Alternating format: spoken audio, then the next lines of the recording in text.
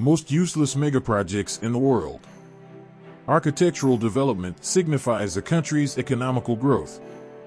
If you see what Dubai was a few decades ago, you will not be amazed by what they are today. They converted a desert into a tourist destination and business hub where people from around the world come to either visit or to do business. However, the craze of architectural development has led to some unavailing events as well. Here is a list of the most useless megaprojects in the world that will amaze you.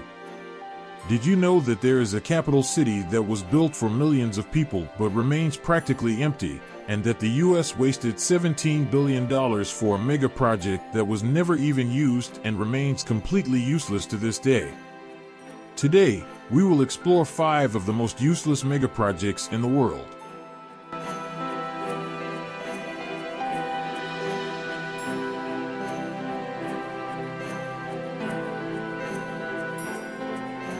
Johore's Forest City debacle named among world's most useless megaprojects.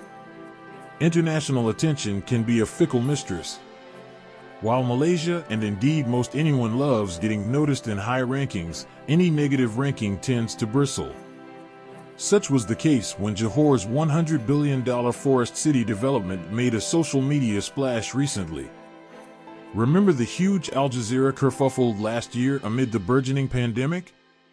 The respected media titan aired a documentary on the treatment of migrant workers at the hands of the Malaysian government that, while balanced and fair to any objective viewer, did not go over well at all with authorities here. Suffice it to say that while Malaysia's government at times seems to repeat and revel in any hint of positive global recognition it receives, the reaction is altogether different when anything remotely critical is said of Malaysia by outsiders. Environmental debacle? Despite being touted as an energy-efficient, ecologically sensitive, land-conserving, low-polluting offshore city, Forest City's development resulted in significant and irreversible environmental impact as man-made islands were reclaimed from ecologically sensitive wetlands and mangrove swamps. Local villagers who depended on fishing for their subsistence livelihoods saw their catches reduced dramatically as reclamation works decimated the fishing grounds. Despite complaints to Johor state authorities, nothing was done, and development continued, all without the legally required Detailed Environmental Impact Assessment, DEIA, ever having been carried out. That assessment was finally undertaken, and the 2015 DEIA confirmed that many regulations had been sidestepped or ignored. The assessment also outlined a whopping 81 directives, including the big one: the project size would have to be reduced in size from 1,600 hectares to less than 405 hectares. In response, Country Garden announced it would be scaling back the project, downsizing it by a third. However, in the subsequent months and years, evidence arose that a number of announced measures were never actually implemented. Experts have lamented the permanent impact the development has had on the seagrass, water hydrology, mangroves, and loss of fishing grounds. In addition to the environmental impact brought by the development's reclamation efforts, safety concerns also arose when cracks began appearing in a number of buildings and roads soon after construction, including the development's main show gallery and the Forest City Hotel. Experts claimed these cracks were the result of the speed of the reclamation, which did not allow the new soil time to settle and stabilize. One consultant expressed concern that the reclaimed land was sinking and would likely continue to do so.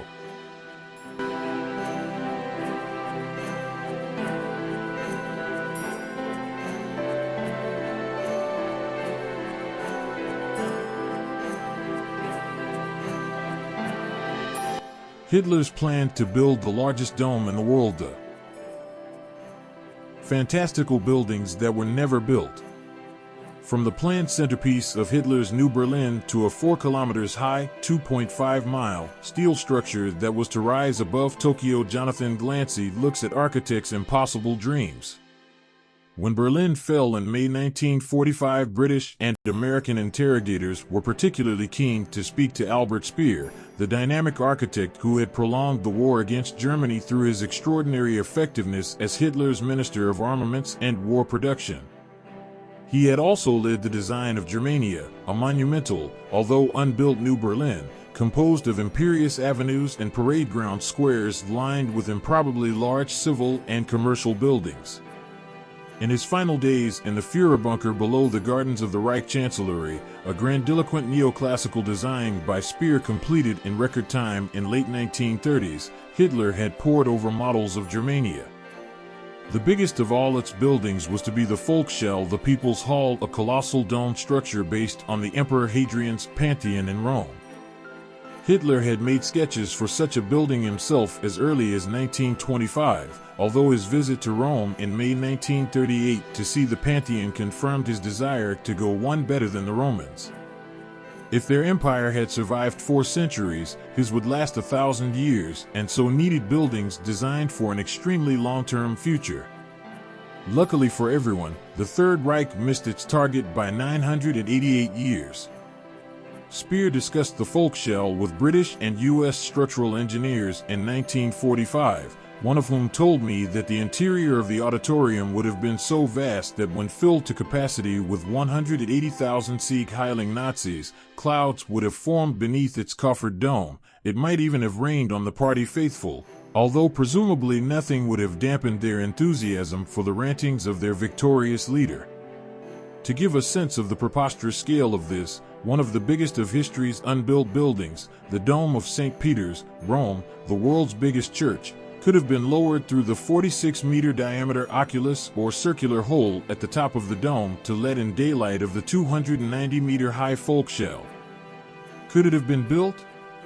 In all probability, yes, as despite suggestions that the Volkshalle would have collapsed under its own weight, an extensive use of steel in the construction of the dome and copper sheathing would have enabled Speer to achieve his imperious goal.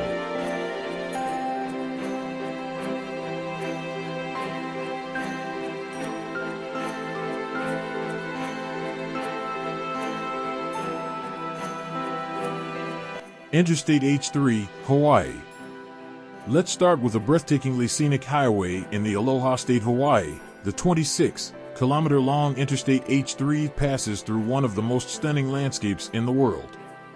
It is so stunning that there were genuine concerns of motorists stopping and creating traffic hazards. However, the highway is as controversial as it is beautiful. It was first proposed in 1960 with defense considerations in mind, as the highway would connect the Pearl Harbor Naval Base on the south side to the Marine Corps Air Station on the east coast.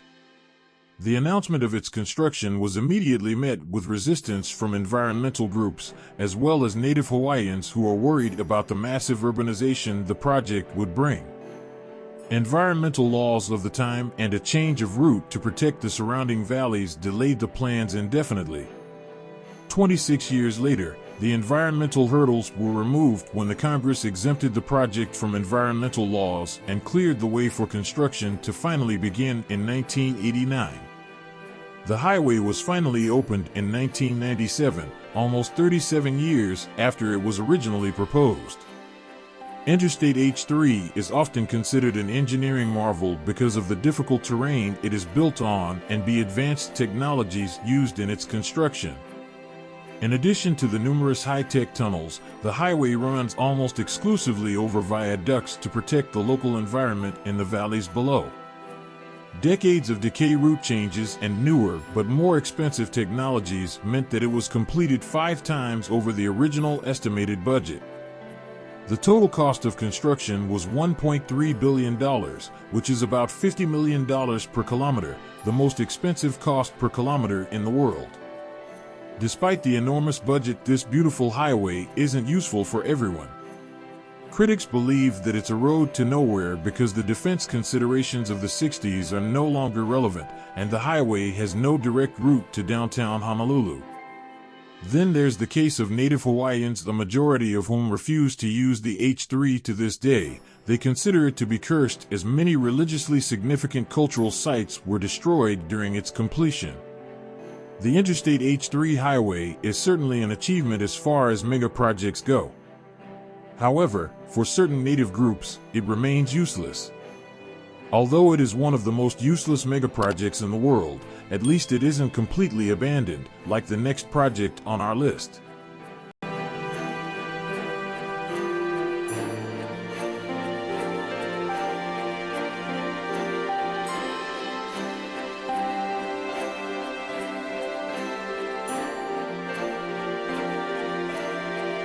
Ciudad Real Central Airport, Spain. Spain is one of the prime travel destinations in Europe. And that was a key consideration when the idea for the Ciudad Real Central Airport was conceived. It was tipped to be the go-to destination for holiday travelers within Spain as well as international visitors. The vision for this new airport was to make it an alternative to the already heavily overcrowded main airport in Madrid. The new airport had one of the top 5 longest runways in Europe and can serve 2 million passengers a year. That's a relatively low number compared to Madrid's 70 million passenger capacity. However, expansion plans were already in motion to boost the capacity up to 10 million annually. So when it finally became operational in 2009, the $1.3 billion expense might have seemed justified. However, all these plans came to a grinding halt in 2012 when the company behind the project filed for bankruptcy. The problems began with the location of the project. While it was called the Central Airport, it wasn't central in any way as it was located 200 kilometers away from Madrid. This compounded problems as most of the passengers avoided traveling for hours to get to the remote location, and most big airlines preferred to carry out flight operations from the capital. So within the first year of opening, the newly built airport was reduced to a single small-time airline, with no major airlines to attract passengers. The airport had accumulated a $350 million debt by 2012. Unsurprisingly, it went into receivership and was put up for auction in 2013. The airport was even popularized as an abandoned location by the hit British TV show Top Gear in 2014. After multiple auctions fell through, including an outrageous $12,000 offer, the airport was finally sold to new owners in 2019. A Spanish airport that costs €1 billion to build has attracted a bid of just €10,000. Ciudad La Mantilla Airport opened in 2008, only to go bankrupt and close by 2012.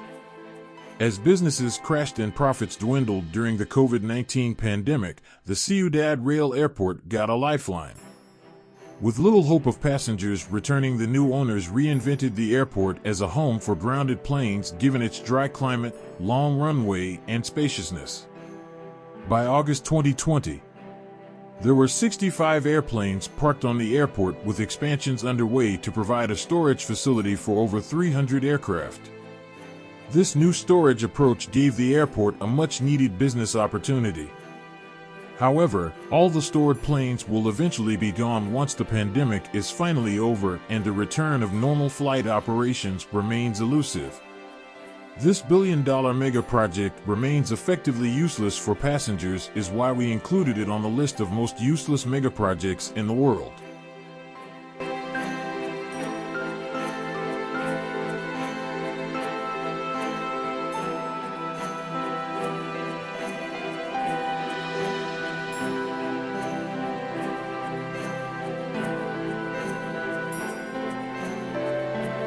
California City, the unbuilt suburb. The third largest city in California is an empty mirage of suburbia in the middle of nowhere. Nat Mendelsohn had a dream.